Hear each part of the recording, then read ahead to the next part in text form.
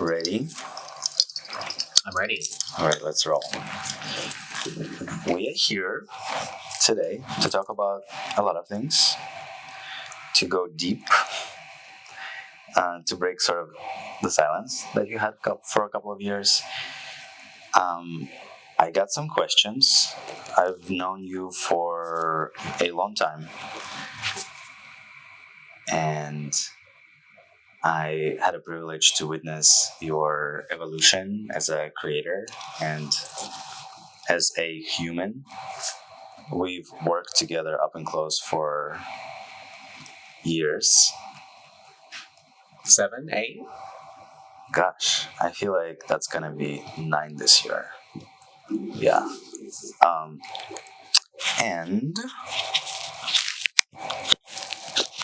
I know the last couple of years have been really eventful for you while you've been pretty silent on social media.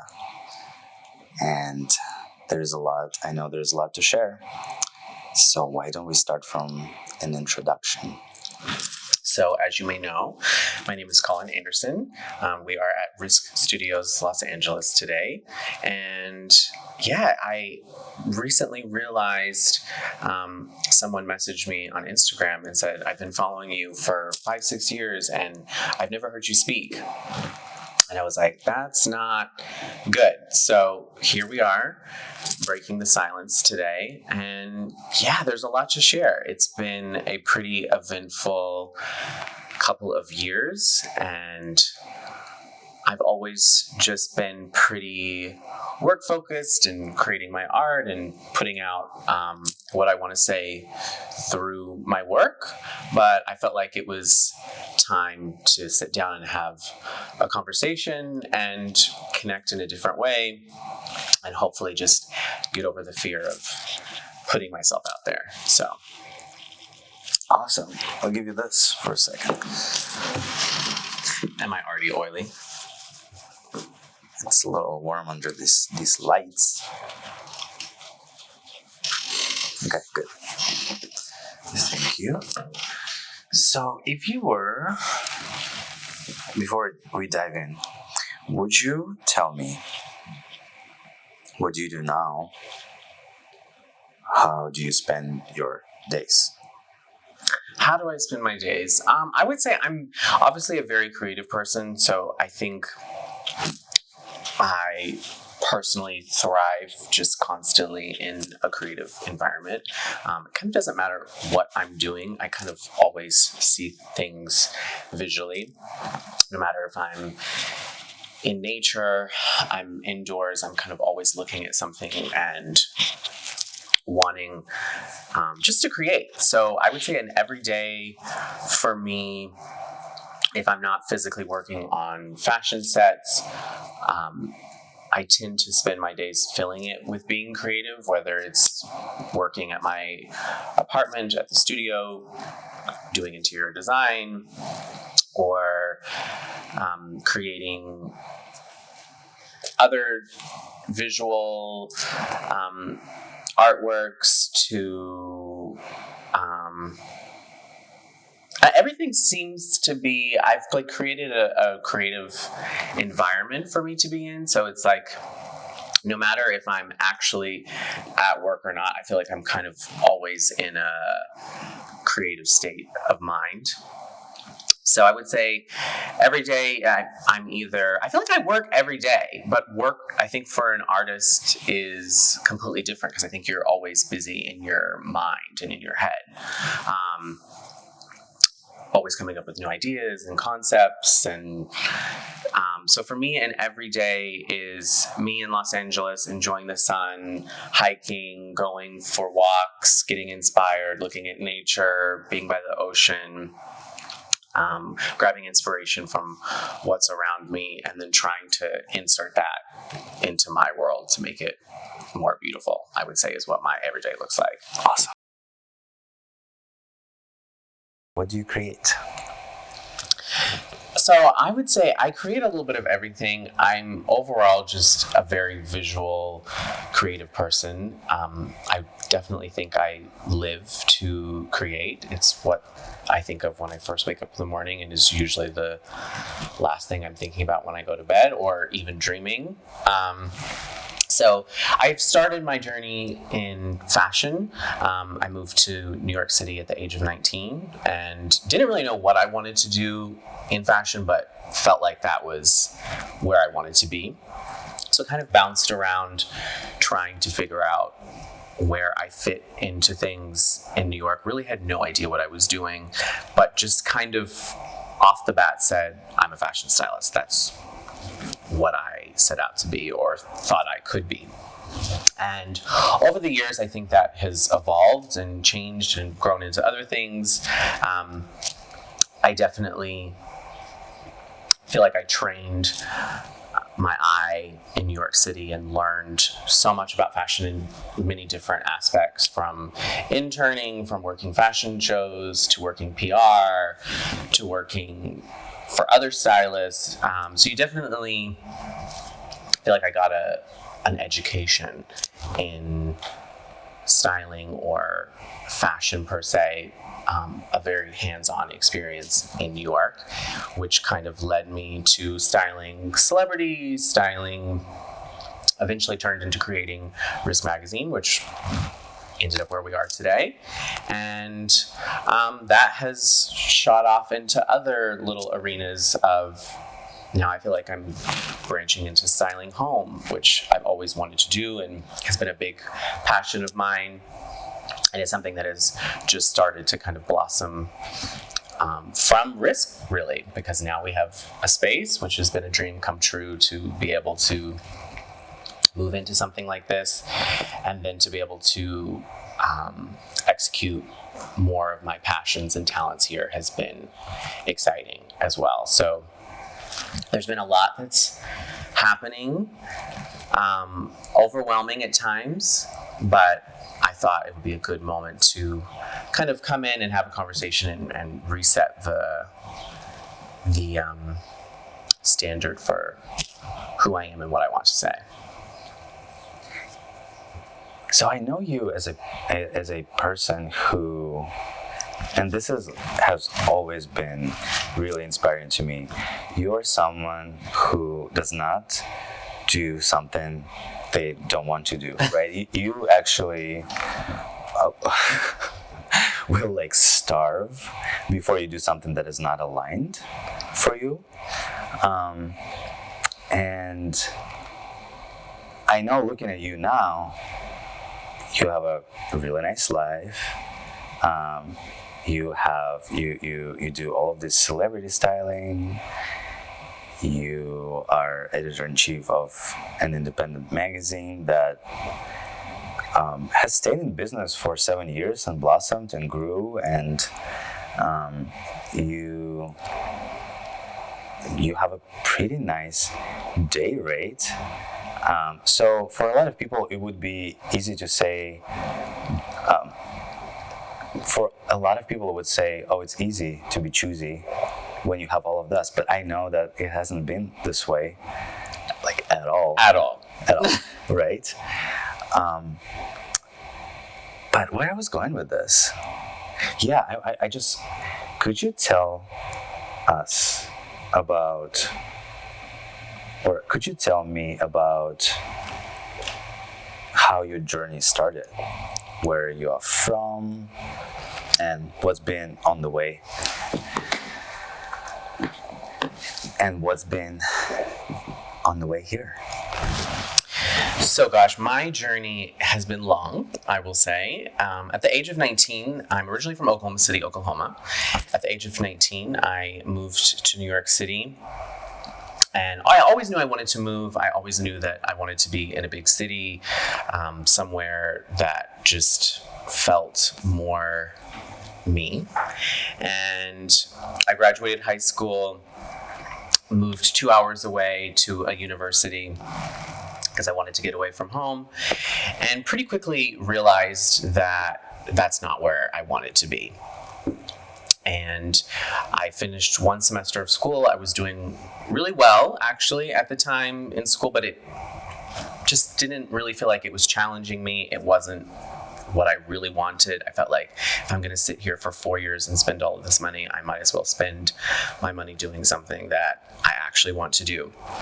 So I moved home, and which was hard because at the time my family was going through a little bit of a financial crisis, and everyone from my hometown knew about that. Yeah. So when you're like really minimizing the crisis. I know about the crisis. It was like a giant crisis, like a full-on bankruptcy, like losing houses and having cars towed in the middle of the night. So it was. So to dive into that, in my high school years, my father worked for General Motors, and the recession hit, and we lost everything. Quite literally. I was going to a private Christian school. I had to be removed from school because obviously it was expensive.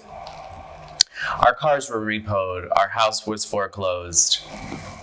I slept on the couch in my grandmother's home for 3 years.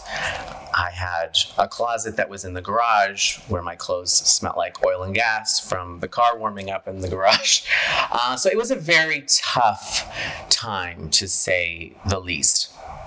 So when I moved away to college, I grew up in a very small religious community. So everyone knew everyone's business. So there was always a lot of talk and chatter about me and my family and kind of what we were going through. So when I moved back home, there was all of this chatter and gossip that I had failed out of school or I couldn't pay for it anymore. And then I enrolled at the community college down the street, which felt like a downgrade to people, and started working 2 jobs. And I worked at a restaurant 40 hours a week, and then I worked a retail job in the mornings. So from 8 a.m. to about, I believe it was like 2:30 in the afternoon, I would work at the retail job. I would drive 30 minutes to the other side of town to get to my restaurant job, change clothes in the car, and I had about like a 15-minute break, and then I would go in and work from 3:30 until 10, 11 p.m. at night. And I did that for about a year and a half, saving my money, trying to, just knowing that I wanted to get out of that environment that I was in. I just felt very trapped, very misunderstood, and just not myself in where I was at and in that environment. So that period of my life was just filled, I feel like, with lots of turmoil, not only because of what my family was going through, but also just the people that were around me definitely were not supportive. You know, it's like it made things much worse when you know people have so much to say. But like I usually do, I just kept my head down and kept working, and I got myself out of there. I saved my money. And everyone would, I literally had, I worked a retail job, and so people from my old school would come in and see me working, or they would come into my restaurant, and a lot of people made fun of me. I had a mother who came in once.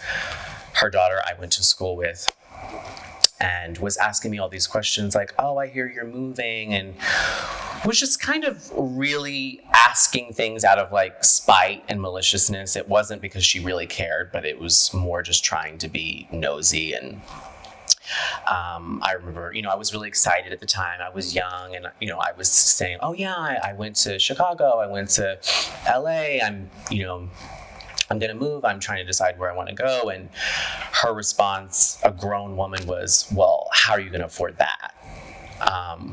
Because she knew what my family had been going through. So there was just all of this like doubts and people telling me that I couldn't do what I was trying to do.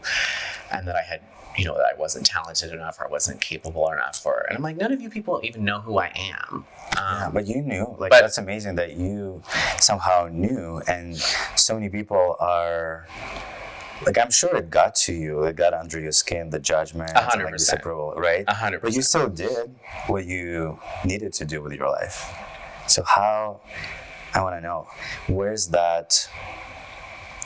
does it come from? Your faith in yourself. Where do you think that was born? Is it something that's just in your nature? I feel like for me that is just in my DNA. I think I've always known 1,000% who I am, and I haven't wavered from that at all. Actually, I've always known, and I've been very stubborn, some people would say.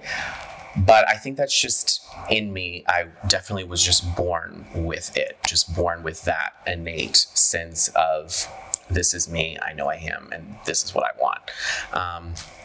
And I don't think that you should waver from that. I think that you know yourself better than anyone, or you should know yourself better than anyone, and you just have to follow your gut. Yeah, so where did your gut lead you? So my gut landed me to move to New York City, where I started an internship where I was working actually with Project Runway at the time, and kind of immediately got thrown into New York Fashion Week. So wait, how does someone, I want to pause here, you grew up in Oklahoma, right, in a family that does not have much money, at all, right? You didn't have any support, financial support. You made that all on your own. I know you made the money, you saved the money, you went to New York. Where do you come from working in retail job in Oklahoma City to landing a job in Project Runway? Yeah, that was a scary jump. So I went to vacation in New York for New Year's, and within 2 weeks I was applying for internships, and a month later I was moving. I knew no one, quite literally. My mother knew of one person who lived in New York who I got connected with, and I ended up staying with them for about 2 months when I first moved to New York. I met them the first day that I got there. I stayed on their couch for 2 months and just kind of made it work. Had to go out and learn the city, learn the subways, learn directions. I was 19 with $3,000 in my bank account and was determined to make it work and to never go back to where I had come from. So it was definitely crazy. When I look back at it now, I'm like, I actually can't believe I did that with no really solid plan, yet at the same time I knew that's what I was supposed to be doing.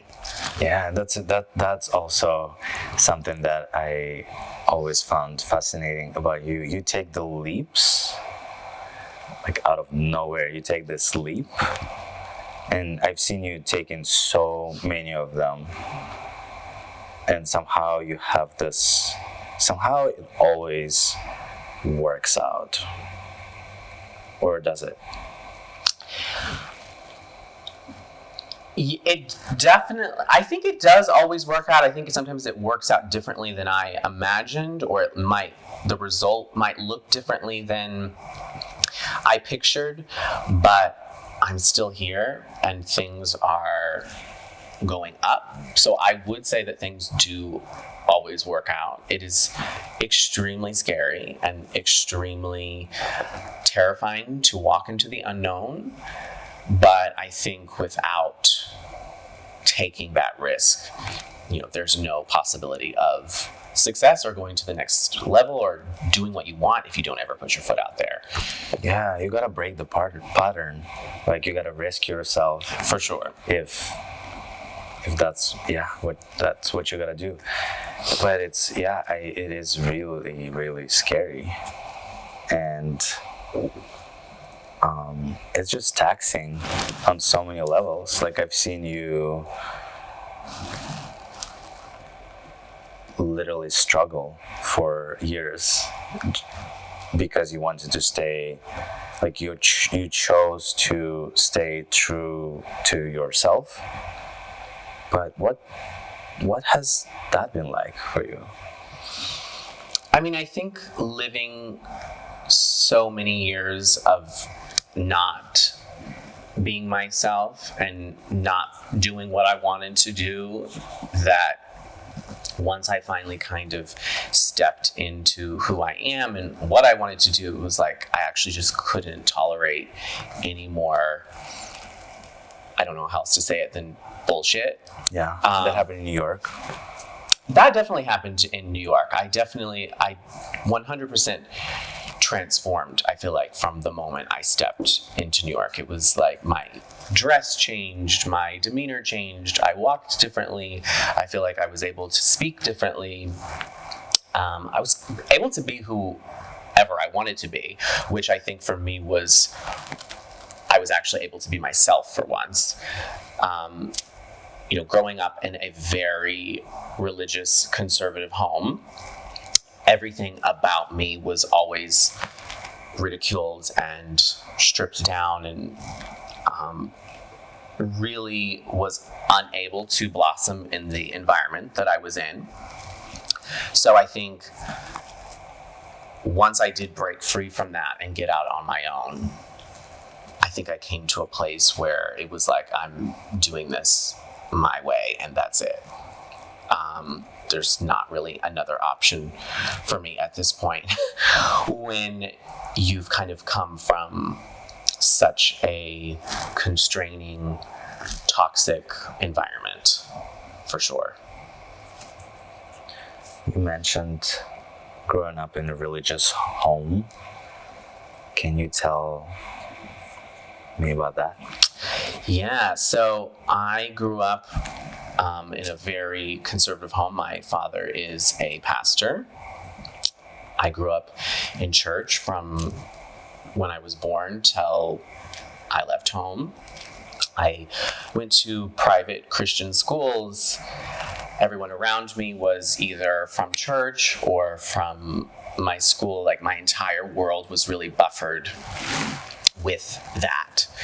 And that was challenging because there was just always the precedent that being gay is wrong.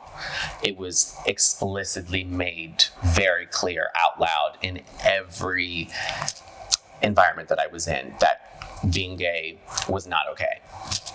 From a very young age. I mean, I remember at 5, 6, 7 hearing comments. If someone gay on the television came on, the TV was changed. If, you see someone out at a restaurant, at the dinner table, a comment is always made, or like, God needs to save these people, or, it was just always undertones of this, and very scary to live in that environment. And then on top of that, of there being all of this religious shame, at the age of 8 years old, I was sexually molested by a close family member, which for me, I always say the actual incidence of the sexual assault was, in a way, less painful than the reactions that everyone had around me to what happened. And what I mean by that is, when everyone found out that someone had been abusing me, And they were male. Instead of getting therapy or being given support or being, lifted up, I was really punished. I was sat in chairs, and the only thing that they were concerned about was I was all of a sudden was gay. And they sat me in chairs, and we did deliverance sessions, which is getting the demons kicked out of you for months on end. At the age of 8 years old, the reaction to me being sexually molested was getting bestiality kicked out of me and getting every demon in the book cast out of me. My father worked Monday through Friday. He worked nights. So when I would get home from school, I got home at around like 3:30. He would be leaving for work. And so I only saw him on the weekends, on Saturdays and Sundays. And Saturdays, I would say for about a year, I got sat down in chairs and we would just go down lists and books and just name things that were wrong out of me and kick the Sodom out of me, and it was really went through a whole other set of trauma through that. And it's like the more we kept doing that, it was like the life just kept getting sucked out of me, it felt like. So that was, I would say, the biggest traumatizing and life-changing event for me ever, because nothing was ever the same after that. I have said out loud that I think at times that I wish that no one would have actually found out that I was being molested, and that sounds terrible, but I say that because of the hell that I went through after everyone found out. It actually got worse. It was like, a year of this quite literal torture of being, sat in chairs and just like everything being basically just being told that you're wrong, that you're disgusting, that you have demons, that you're just vile, that you're, and at the age of 8 years old, I knew that that was wrong. The sessions were so long and exhausting. They would go on quite literally for hours. I would sit there and yawn because that meant that a demon came out. And so if I yawned, my father would go on to the next demon, and he would flip the page or go to the next. Pretend. So I would quite literally, at the age of 8 years old, yawn and like make movements so that they would think that it would come out. So because I was just so exhausted from going through this torture. And so I grew up with that my entire life. So I was extremely closeted. When I say closeted, I mean closeted to the max. Because the environment I lived in was quite literally explosive. Anytime that I was brought up, or my sexuality would be brought up, or something would come into question, it was always, well, Colin, you have trauma. Well, Colin, you've been touched, or Colin, you've been molested. So for me, I couldn't ever be myself, or I couldn't ever be out, because I had already went through quite literally, they had tried to do this, conversion on me, and it was very outspoken and made very clear to me that if I was gay, that I was going to continue to be going through that. And conversion therapy had been brought up, me going away had been brought up, me getting help had been brought up, and help to them is a mental facility. Help is shock therapy. Help is, trying to strip you from who you are. So I grew up very inward and very silent, very trapped, very not expressing who I am. It was tough, and then that just continued. Anytime I think it was very obvious that I was different. I always dressed a little different. I always had a little extra style. I always was really interested in arts and architecture and entertainment and pop culture and all of those things that I was interested in. All of a sudden, it was like, oh, it's all gay and it's all bad because he was molested. It was like all the interests that I had the day before they found out were okay. And then all of a sudden when they found out, it was like, oh no, this child is not okay. So I feel like a lot of my talents and my gifts were suppressed for many, many years and not really fully developed, especially also going to a private Christian school where it's being quite literally shouted from the rooftops as well that, who you are is wrong. It was just overall everything that I knew, everyone that I knew, everyone around me, just literally quite anything that I knew of just screamed to me that I was wrong. So I just grew up with an intense amount of shame of being myself. And, I think it was obvious to me of who I was, and I always knew, but yet I couldn't be. And I definitely had fears of like who I was. Like it was scary because of what everyone was telling me about myself.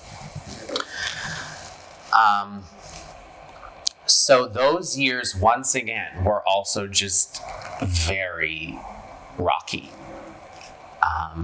And it was brought up many times throughout my childhood, adolescence, teenage years.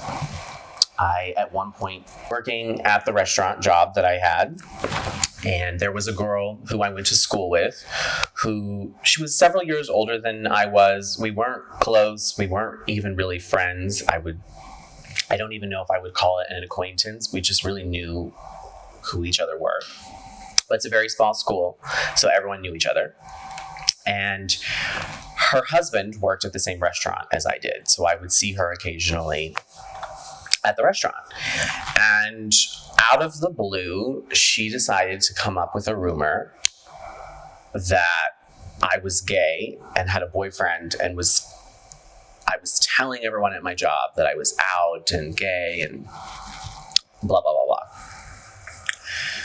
First off, I'm not even out to myself. So this rumor came out of left field for me. And my parents heard the rumor before I did. Someone called my mother and said, "Oh, how are you doing? Are you okay?" And she's like, "Oh, what do you mean?" "Oh, well, didn't you know? Colin's gay. Colin's this, Colin's that." So I get a call to come home. I'm out with my friends. I come home. I get sat down and get questioned of, well, so tell us the big news.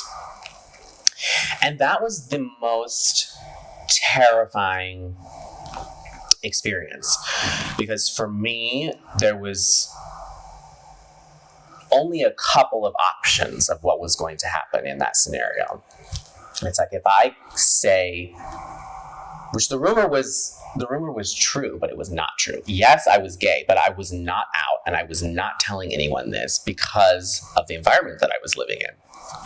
So of course I denied it. It's a matter of your safety at that point. A matter of safety, 100%, because the only options that were on the table were, if I say, yes, I'm gay, I'm either going back to conversion therapy, I'm getting kicked out of my home, or things are going to turn violent.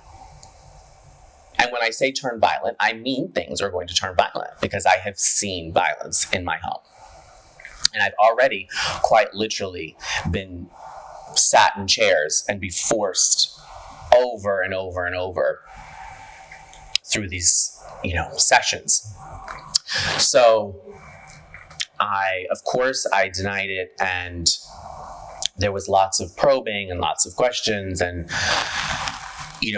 really felt like I was on trial for something a rumor that was not true or not accurate.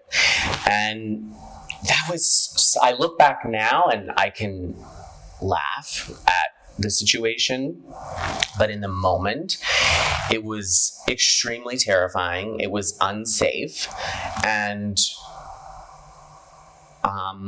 it's been hard to let things like that go. I think for a lot of years, I remained really bitter and felt a certain type of way about a lot of the people that I grew up with, just because of the things that they said or did or tried to do. And then you learn that that's just on them, that's where people are at, and that if they want to be malicious like this, that one day, karma will do its job. And, you have to hope and pray that one day they will learn and have some compassion and empathy. And someone who is a mother, I hope that she would learn to, extend maybe some grace to her children or other children that are out there, because it's a very difficult situation to be in. And kids are quite literally hurting themselves or killing themselves because of these situations that they are in. So I think it's a very, coming out is it's different for everyone. And it can be very humbling.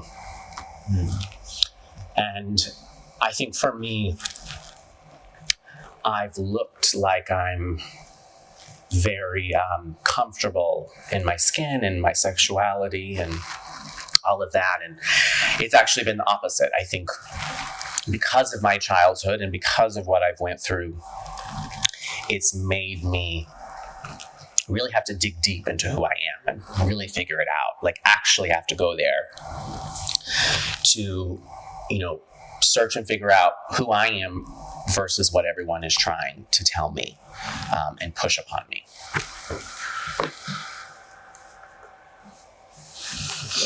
And push upon me. And push upon me or project upon me.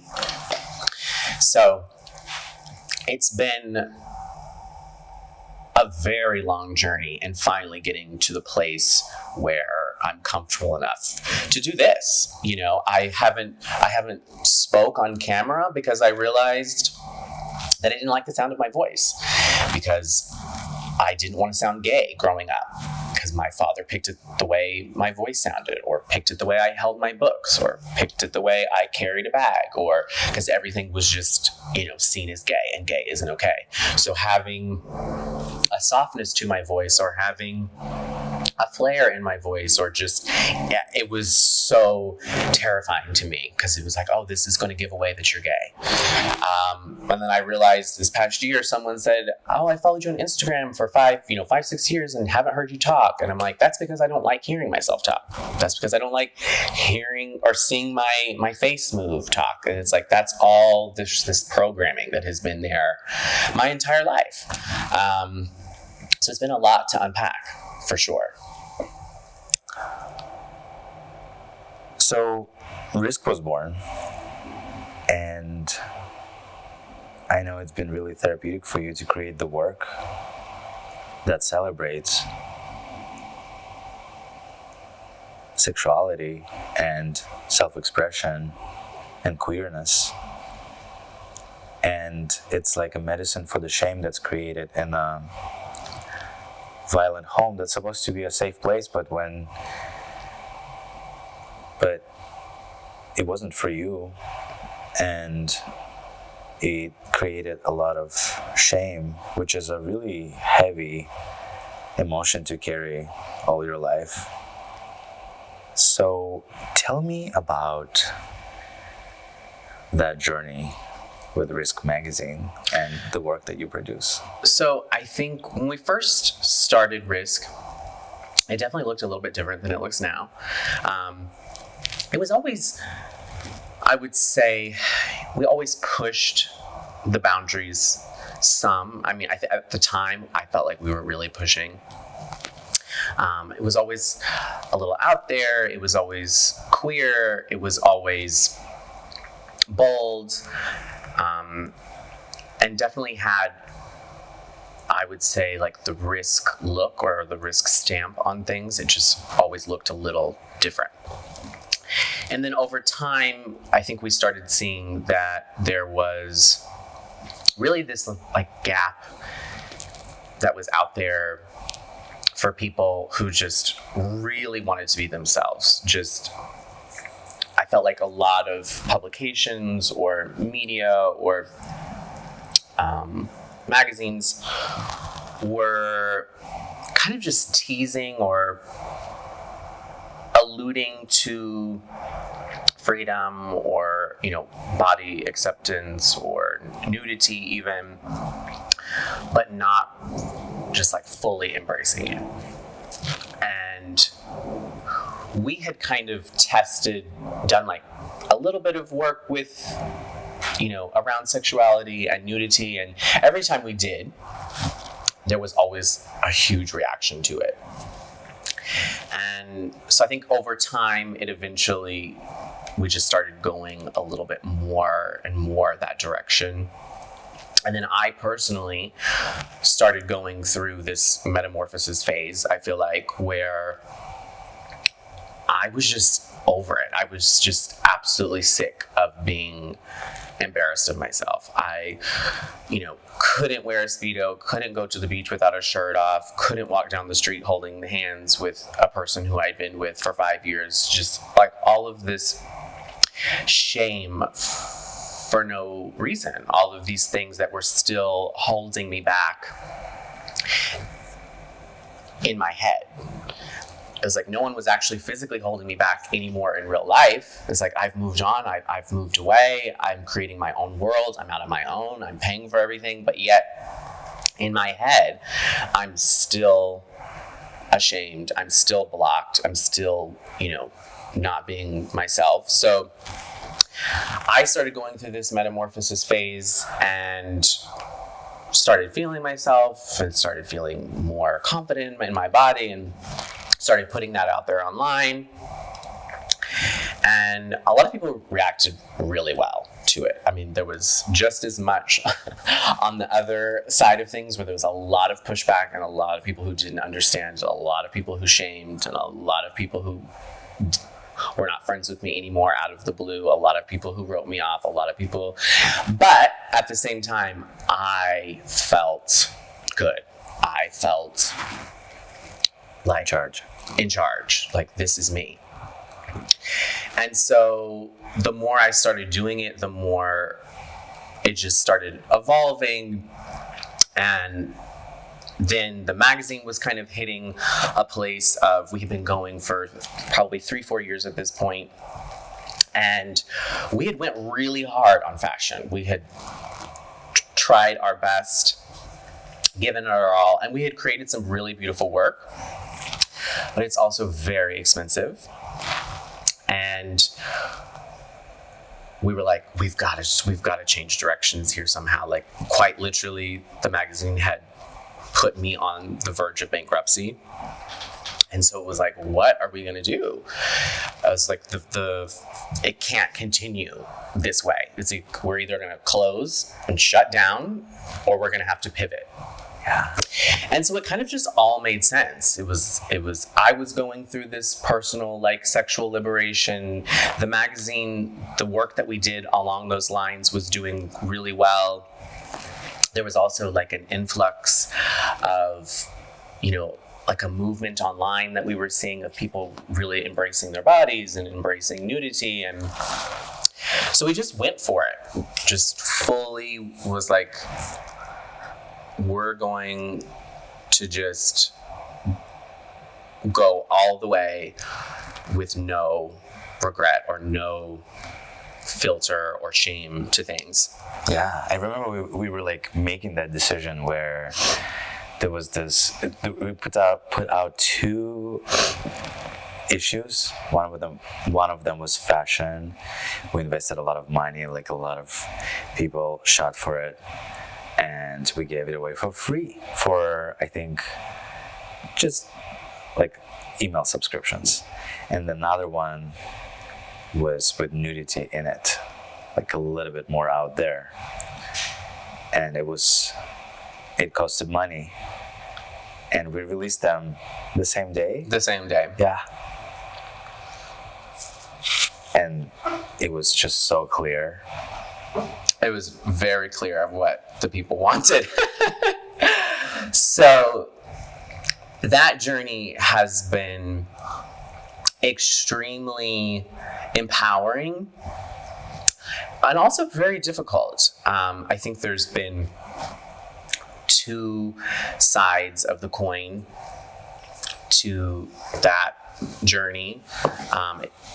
100% empowering, 100% confidence building, 100% creating work that is exciting for you, creating something that you actually resonate with, something that gives you joy, something where you feel in control, where you feel safe. And then there was the opposite end of the spectrum where I think when it comes to nudity or sexuality, and especially when it comes to queer sexuality, it's seen as such a no-no and such a just like an off-limits place. Yeah. That a lot of rejection did occur, a lot of jobs were lost, a lot of friends were lost. I had people calling me on the phone, family calling me on the phone, telling me that my career was over, that I was going to hell, that I was disgusting, that, I was anything that you could name or think of. It was like, because I had these, photos, it was like I had completely lost all control. And for me, it was like, oh, actually, I am in control. This is the first time I've actually been in control. But to a lot of people, it looked like I had, pulled a Miley Cyrus and just lost my rocker. And it was hard. It was very hard. It was to continue doing that and to want to continue expressing yourself when there's so much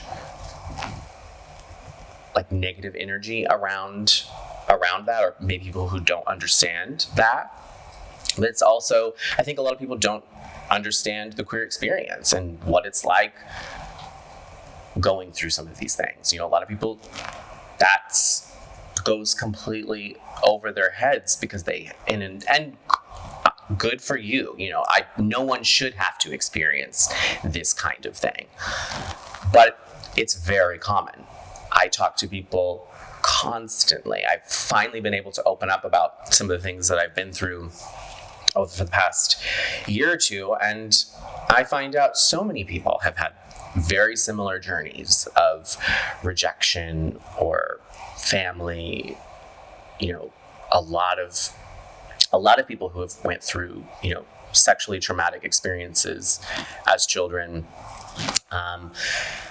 So I think when you can talk about those things and you can share with other people, you begin to realize that, unfortunately, this is a common story.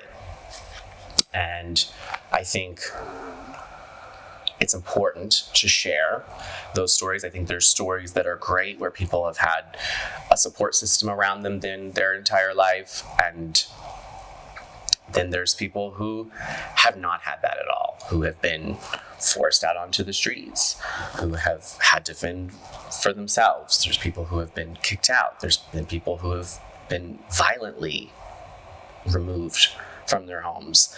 There's people who are assaulted because of who they are or what they're going through, and oftentimes by the people around them that are supposed to love them and protect them. So I think these issues really can change the trajectory of your entire life, because I know for me, this trauma and the way that it was handled and my upbringing with the beliefs that were around me, it's drastically changed the trajectory of my entire life. I would say it's affected everything. It's affected the way I view myself, the way I carried myself my entire life, the way it impacts you economically. People don't take that into consideration when you're pretty much out to fend for yourself. You also have major emotional wounds that were never addressed, because instead of them being addressed, it was met with more trauma. So for me, I think my entire life, I haven't known my worth. I haven't known that I was worthy, or that I am important, or that I have value. And I think oftentimes when you're left in a place of survival, I've been on the streets. I've been homeless. I have been involved in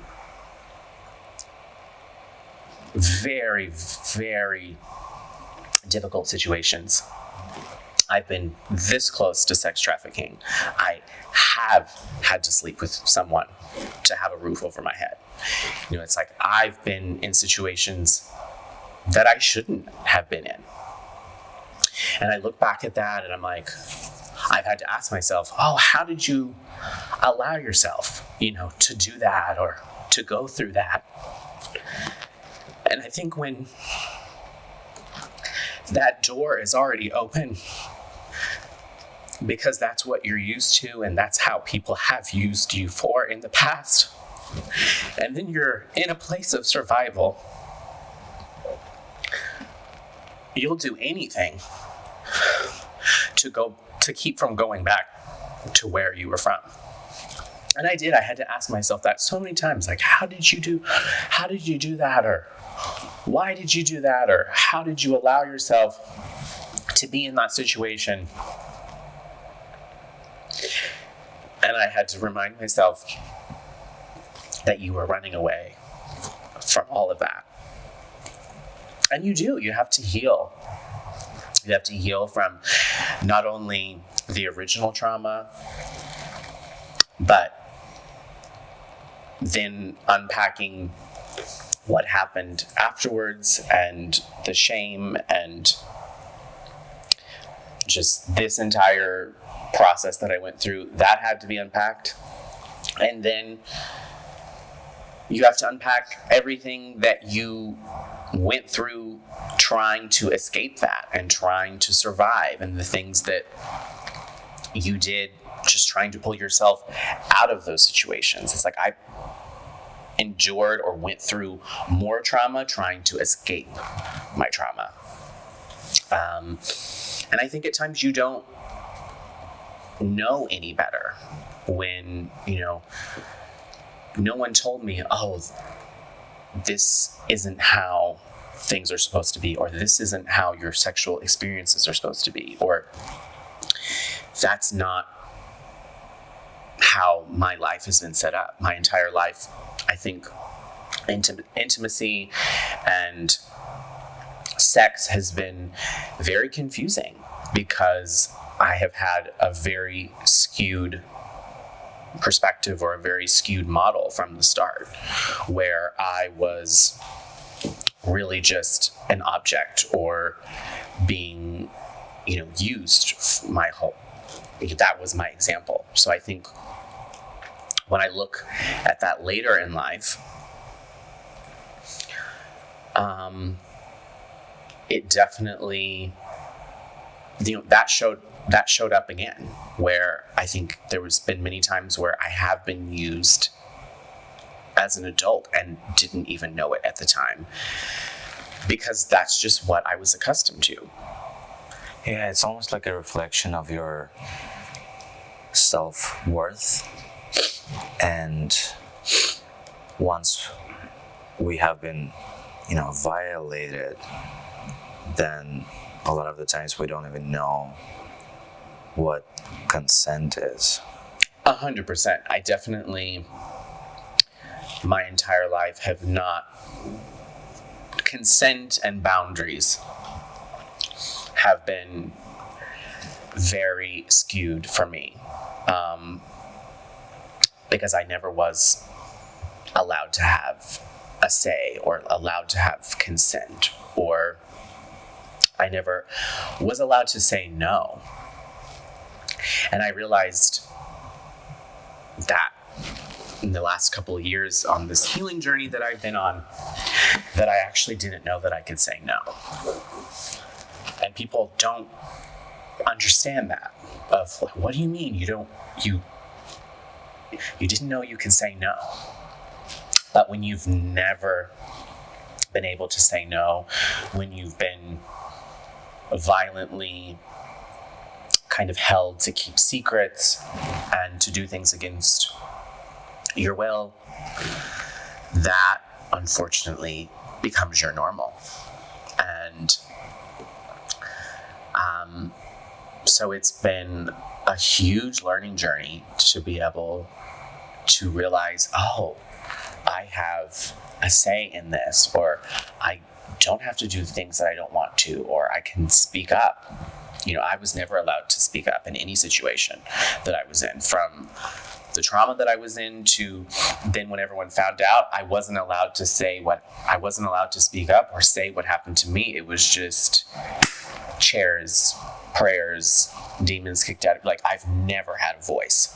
So being able to find that and realize, oh, you can speak up, you can stick up for yourself, and learning when to put boundaries in place, learning that it's okay to be yourself, it's okay to be queer, it's okay to express yourself, it's okay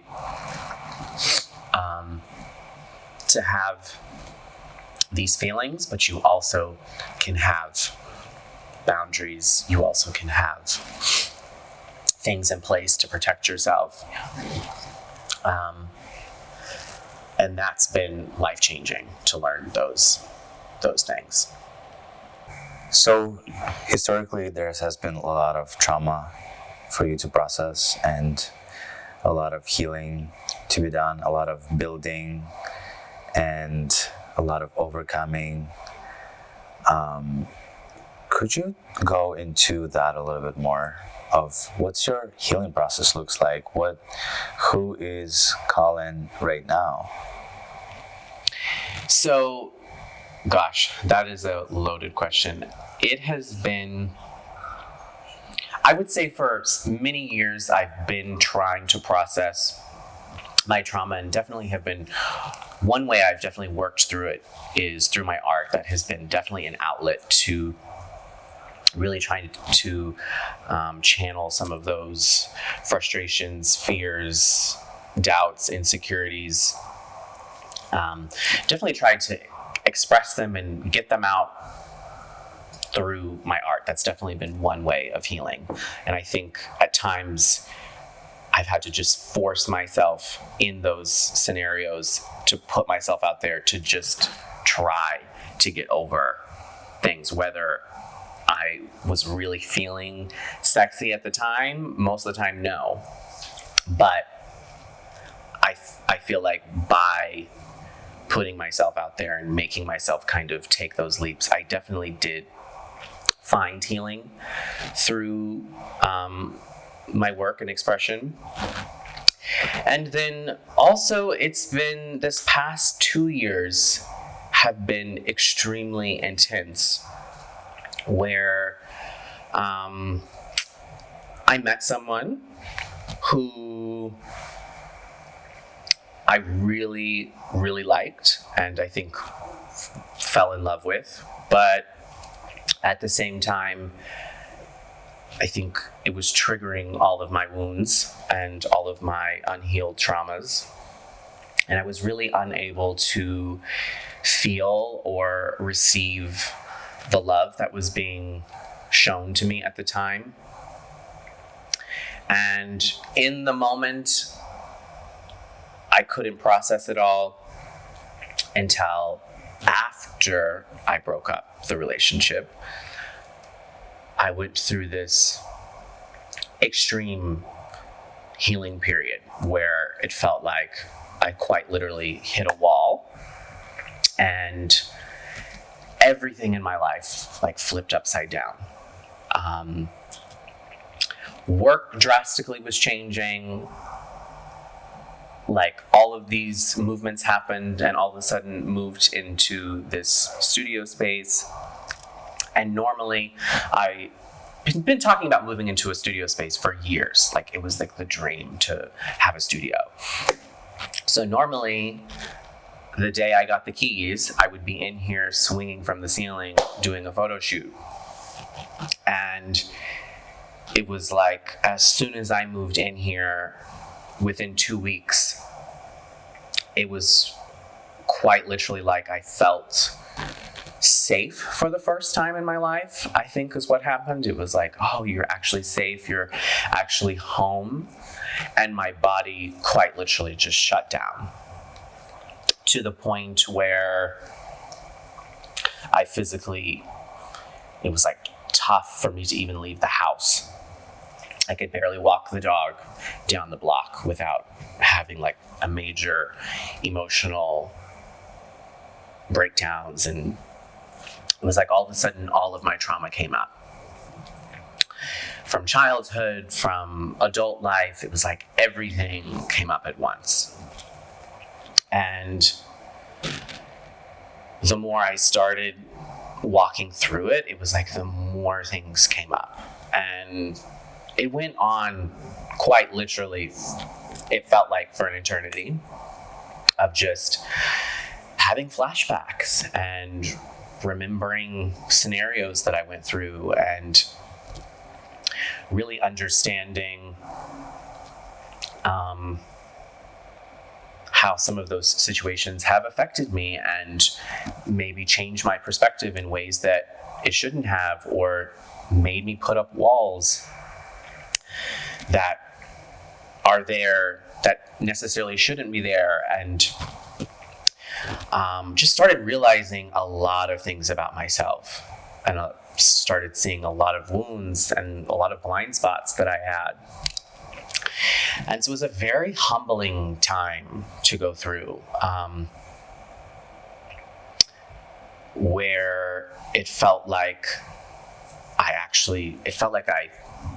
really died. It felt like I spiritually died, because it was like everything that I had ever been taught or knew came like unraveling before my eyes.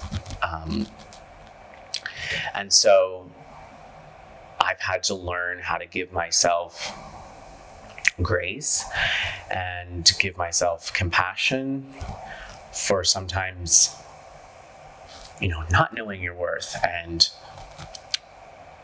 learning to forgive yourself for situations that you've been in that you maybe shouldn't have been in. And,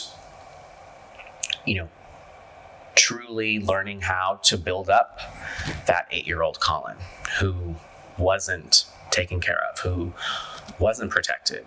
And it's like, you have to go back to all those places, and revisit them. And that's not easy, revisiting those places.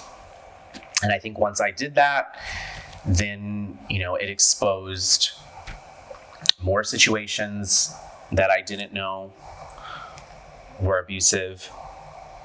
I've had encounters within the last, 3-4 years that I've had to unpack and really try to heal myself from. And I think you I've definitely learned that not everyone deserves access to you.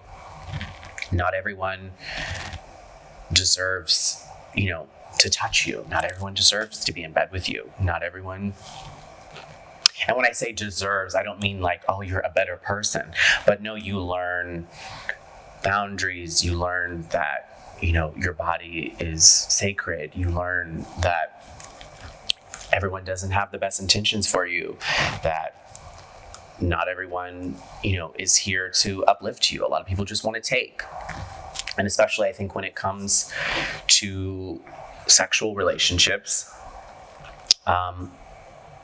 and when you've went through those kind of experiences, trying to establish healthy relationships or healthy intimate relationships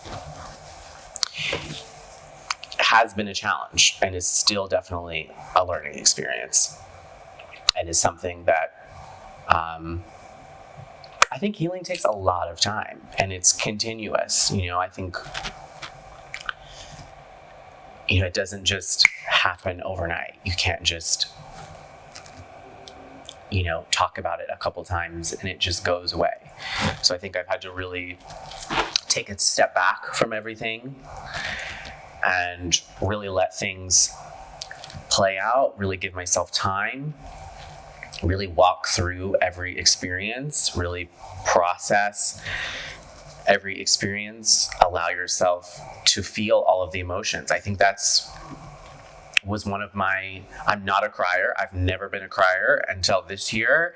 And I talk about things and I cry all the time. And it's great. I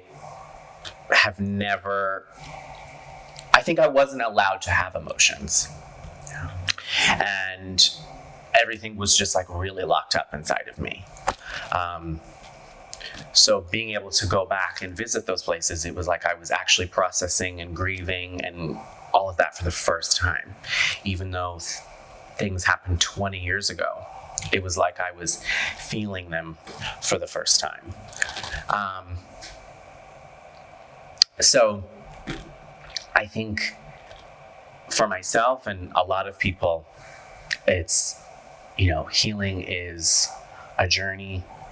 It's continuous, and I think we've all been through things. We've all had struggles. We've all had pain, but we all process things differently. We all, handle things in a completely different way. And I think you have to learn. Everyone wants to try to tell you, or have you done this, or have you tried this, or I think what's best for you. And you have to give yourself the time and the energy to put into you, because no one else can do that for you. No one else can heal you besides you. So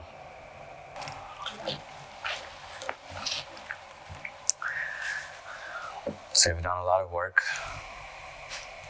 to get where you are, and it feels like you're only starting. What is next for you? There's a lot next. I'm nervous and excited and grateful for the future. I think career-wise and project-wise, I always have a million ideas or different things that I want to do. I'm excited to be in a new space. I've been definitely on a healing journey, just moving into this studio space of being able to let my creativity come out with interior design, and really being able to build a home has been healing for me. So I'm excited to expand on that journey of what I can do here. I'm excited to expand on the platform that we have at Risk, and to really put a voice and a message to the work that we're doing, and really extend the platform for other people to share their stories, to share their experiences. And I definitely have some secret projects that are coming that I will keep under wraps for now, but I feel like I haven't been as excited about something in a very long time. And I feel like it's me finally pushing into the arena that I've always wanted to be in, and what like my biggest dreams were as a child. I think when you start healing and you start unpacking things, and you're able to see clearly, and you're able to know what you want and see where you want to go. And so I'm really excited for the next phase of just fully going big and going to do what I feel like I am born to do, and what I was like put on this planet to do. And besides work and material or fashion or entertainment, what's next? I would love to, I think when you've been through some of the experiences that I've been through, and you kind of start to come out on the other side of it, like this has affected my entire life. And I know so many other people who have gone through similar situations, or I think when the veil is kind of lifted off of your eyes, you're able to see how many people are in pain and struggling. So I would love to use my platform to be able to speak on topics of sex trafficking and underage, sexual abuse and homelessness. I moved to downtown LA about a little over a year ago. And I think anyone who's been to LA, sorry, I'm getting choked up. I think anyone who's been to LA, we all complain about downtown. And it's gross, it's filthy, it's dirty, it's disgusting, it's homeless. We've all said it. We all still say it. We all think it. And I found this amazing studio space in this little area, part of like little enclave that I really liked, and but very close to a lot of homelessness, and quite literally Skid Row is not far away. And this past year I have spent a lot of time. I'm a big explorer. I love walking around. I love seeing, just like soaking up whatever's around me. And so I've spent a lot of time actually walking my neighborhood. And I've walked, a mile or two away, and have experienced things that I'm quite literally flabbergasted that like exists in America. And the amount of homelessness and mental illness, and just quite literally the conditions that people are living in right down the block in one of the wealthiest cities in the entire world, in the city where it's being projected of money and fame and riches and, anything in the world. But yet right down the street, we've got thousands of people, literally thousands of people who are on concrete, who are mentally, really tormented. And as I started doing a lot of work on myself, I realized a lot of the things that I've been through. I personally have an uncle who is currently homeless. I have an aunt who is currently homeless, both who are, mentally struggling, both who have major mental health issues. And that is generational. A lot of people don't understand that, but those things get passed down. Generational mental issues, those are passed down. Those are things that I've had to work through. I have been in places of extreme depression. And I think when you fall to a place of depression or you fall into a place of homelessness, no one understands how hard it is to pull yourself up and out of that. It's like, oh, well, they should get a job, or they should do this, and like, these people can't work. So many people down here, it's like you look them in the eyes and they've got so much trauma that really prevents them from even being able to think straight. And so I see a lot of people who I think are really forgotten about. And have really kind of been pushed to the curb. And so my heart has really had to change this past year. Because usually I feel like, you drive by, you walk by, and you look down, and I realized this past year, I'm like, they're just another person. They're just somebody else who has a story, who's been through so much, and it's like when you fall into that place, and it's like we curse those people all the time. We walk by them and we call them gross. We call them disgusting. We think that a lot of times that we're better than those people because we're not in that position. And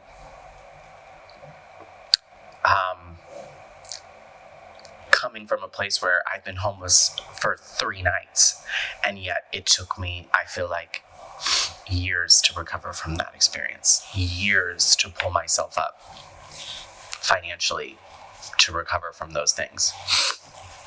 So when I see people who have fallen that far,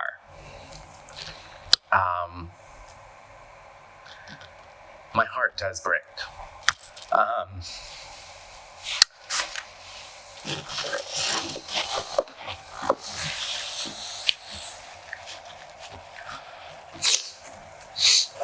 So I would love to impact that in some shape or form. It feels like such a huge thing. It's like, oh, how in the world how would you impact this? It's how would you say that, or why would you, that feels like such a large thing.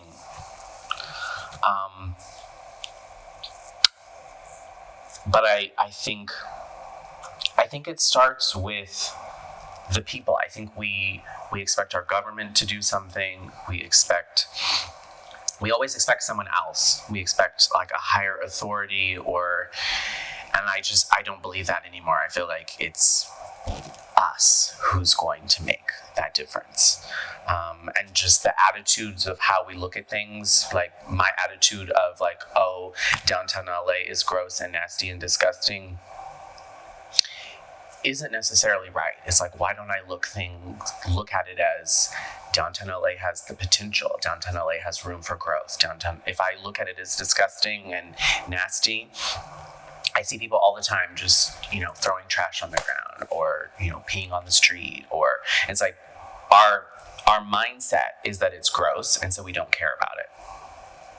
But if we had a different mindset about the issues that maybe downtown LA is facing, maybe we could see change. Maybe we could see growth. Maybe we could actually start taking care of it properly. And roll. And roll. So, how's your relationship with your family now? The relationship with my family now is a bit turned upside down, I would say. for my entire life, I've kind of remained silent, and everyone has been able to have an opinion and has kind of told me how things are. And I've kind of always just went with it and was never allowed to really speak up. And even after moving away and moving to New York and, now being in LA for so many years, I always had to keep things away from my family, not because I wanted to, but just because I couldn't share so many aspects of my life because it wasn't acceptable. And then I would say this past year, things were the best that they had ever been. My family was coming to visit me in LA, and they were going to come stay with me at my new place, which was exciting and also a little bit nerve-wracking. And I was like, you know what? I'm not going to change anything. I'm going to leave everything how it is. I'm going to dress the way that I normally dress. I'm going to leave the picture of the naked man on the wall. Usually I change who I am in front of my parents, and this year and this trip I didn't, and I was like, oh, this is the first time they're actually seeing like the real me. And the trip went very well. And then fast forward a couple of months, I think I was in a place where I felt like things were good, and I was starting to share a little bit more. I feel like they had seen a little bit more of my life.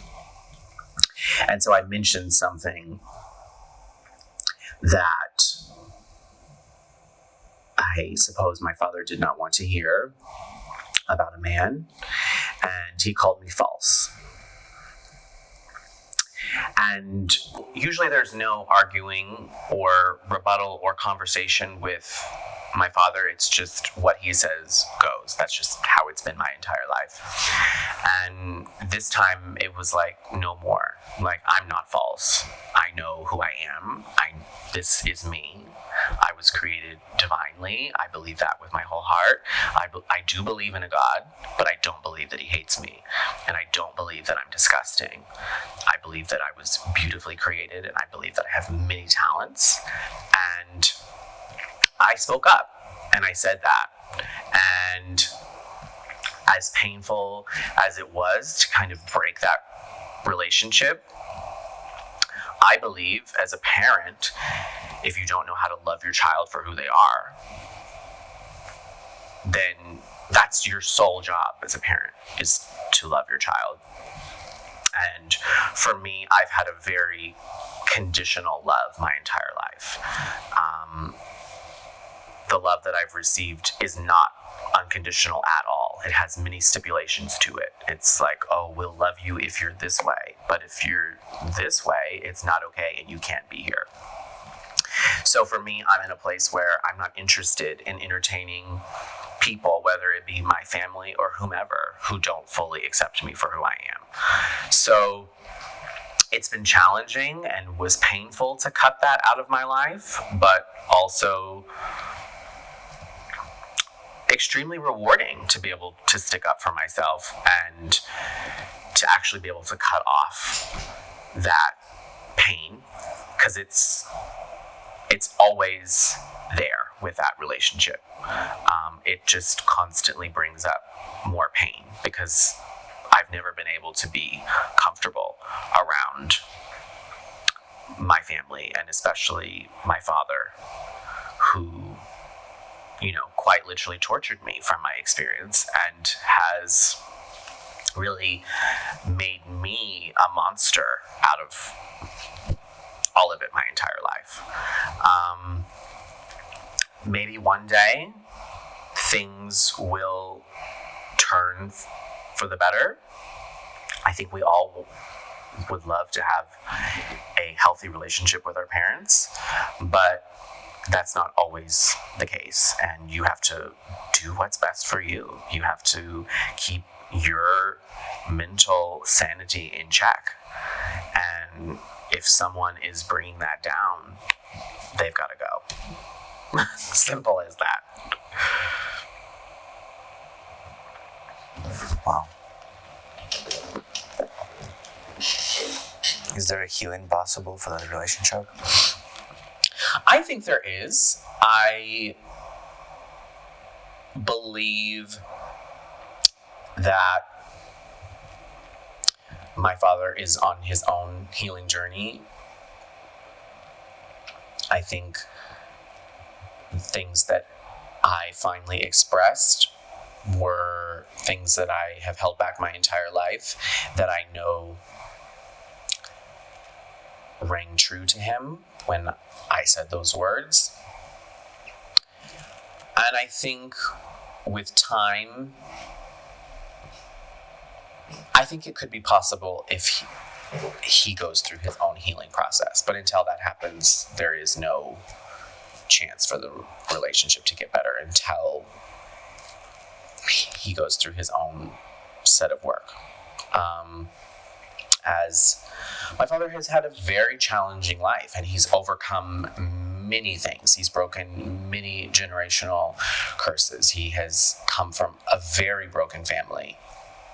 But some of those things were carried over into my childhood and were repeated, and many wrong teachings or violent teachings or just disturbing patterns that he learned or picked up from his abusive childhood or his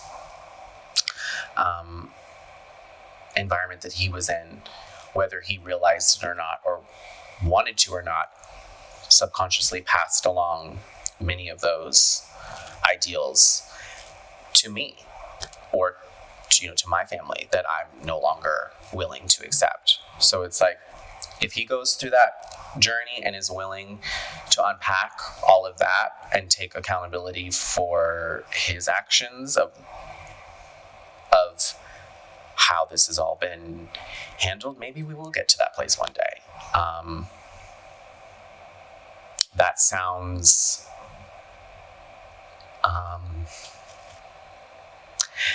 like overwhelming to me, because I don't know what that love feels like. Because I've never felt that from him. So it's like kind of hard for me to picture that. But I can be hopeful. Yeah. On the flip side of that, you learn how to love you, right? And how to, sounds like you've done a lot of reparenting yourself. And isn't it amazing how, speaking about breaking generational curses, how many curses you have broken? A lot. Yeah. Like you went so far, and something that can be seen as like a curse, like as your sexuality, for someone it's a curse. But I see it like a big blessing for you. Like how far you were able to go in your life because you were different and you had to stand up for yourself, and you had to like check in with yourself and really look for answers of who Colin is and what does Colin want and where does he go right from here. Yeah, I think this whole experience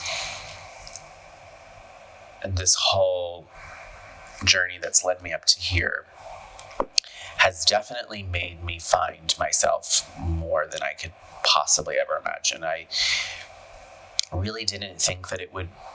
I always thought I would like die alone in like a house by myself, because I wouldn't have people around me, because I just felt like I was so wrong or unlovable my whole life.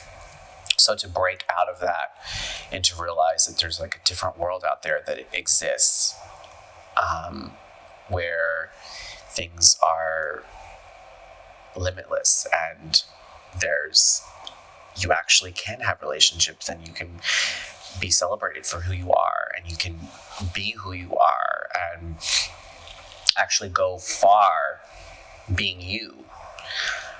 That has been like the biggest mind, you know what, to be able to realize that everything is actually not bad, that everything is not hell and doom and gloom, that there's like all of these possibilities out there in the world that, you can achieve, that you can go for, you can do. Like nothing is impossible. It's just people telling you things that are impossible. So, and what's amazing that you've created all of this. I don't see it being possible. The creation of your life, everything that you've built is not possible with you trying to fit in. No. The more authentic and I think are. that's the one, I always say, the one good thing about being rejected and thrown out by like your family is being able to go out once you heal, is to go out and build and create whatever life you want with zero input from anybody. It's like, if you all can't accept me, and I think it really pushes you to just be the best you, to be the best version of you, to do exactly what you want. It's like, I think rejection sometimes is just redirection. And I think oftentimes those painful moments can catapult you to some of the highest places in your life. And I think with art, that is definitely the case. Of so much art is coming from a place of pain, or is coming from, tough experiences that you've been through. So I think when you're able to, wake up and realize who you are without outside opinions projecting onto you of who you are, you're able to go out and do whatever you want and create what you see fit, or what was missing in your world, what you would like to see. I wish I would have had examples of people living their truth when I was younger. I was really shielded from anything. I mean, first off, there wasn't a lot of, I feel like, for me to look up to at the time, but also I was completely shielded from anything that I possibly would have resonated with as well. So it's been extremely eye-opening to realize that there's an entire other world that exists. So to anybody who's out there who is growing up in an environment, or is in a place where they feel trapped or unappreciated for who they are, where they feel unworthy, or feel like they're told who they are is not okay or wrong or disgusting, I do want you to know that that's not true, and that there's so much out there. There's so many people out there who will embrace you. There's so many great experiences that are waiting for you on the other side of this. And to never lose hope, and to never lose who you are, to never lose your wanderlust, to never lose just your spirit and your joy. I think you can't let anyone take that away from you, the essence of who you are, because that's what's going to make you big. That's what makes you you. That's what makes you interesting, is like when you're you. I feel like everyone really struggles with like, oh, how am I going to make it? Or how am I going to do it? And it's like, by being you, not by being somebody else, or doing what somebody else is doing, or trying to mimic what's popular, or what. It's like, no, just. And that's such a simple concept, to be you, but it's so much harder than it is to just say it, because there's only one you. So you're not going to look like anybody else out there, and that's scary, to be the only one that's doing something. or to be the only one who looks that way, or the only, because you're breaking the mold, because you're you. Yeah. It's like you are going to upset some people, but at the same time, you're going to create like your family, your community. For sure. Get so much support, but that is really scary to go through all of the rejection and just backlash and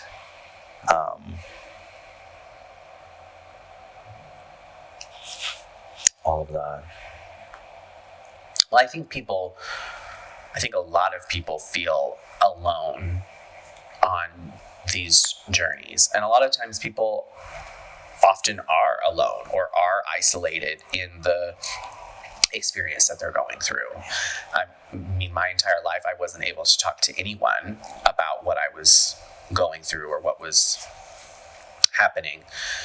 So it was a very lonely journey.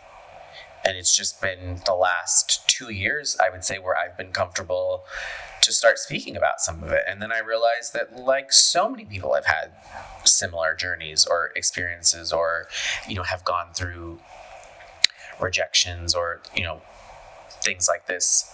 So I think the more, the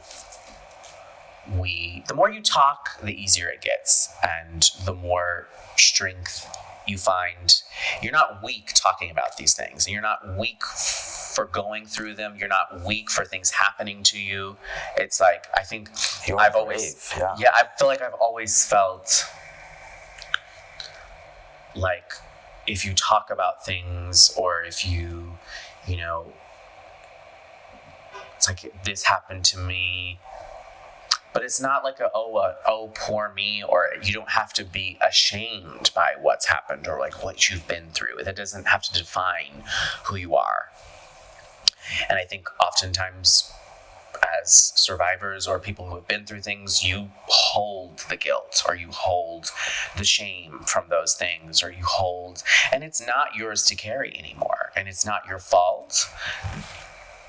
And the quicker you learn to still love yourself and let that weight go and let that pain go, the higher and further you will go into being who you want to be. So that's it.